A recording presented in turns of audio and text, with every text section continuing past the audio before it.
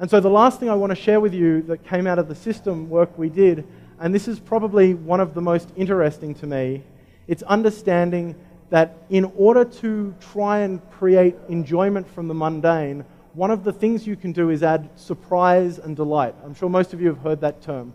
The idea that a user is rewarded for an activity that they weren't expecting to be rewarded for, or more importantly, that the rewards are variable.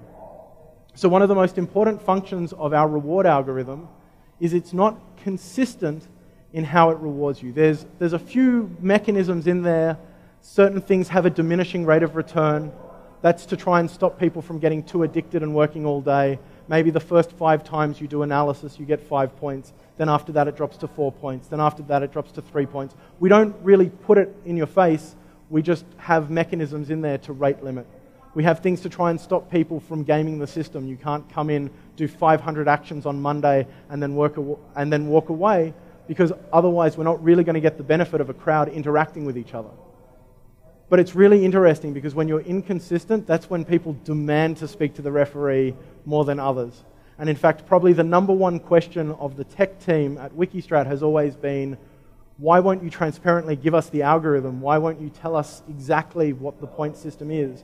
And that's really hard because everyone's motivated by different things, and some people are directly motivated by receiving their awards, receiving their badges.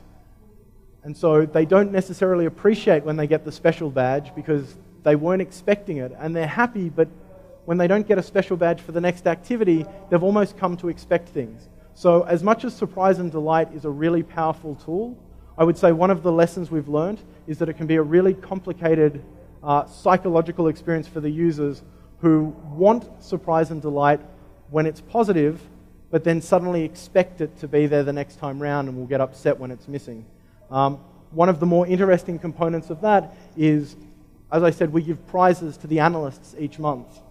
And analysts will sometimes actually go and review the backlog of all the different projects we've paid for in the past because they want to understand how they can win money, how they can not even necessarily game the system, just maximize their benefit.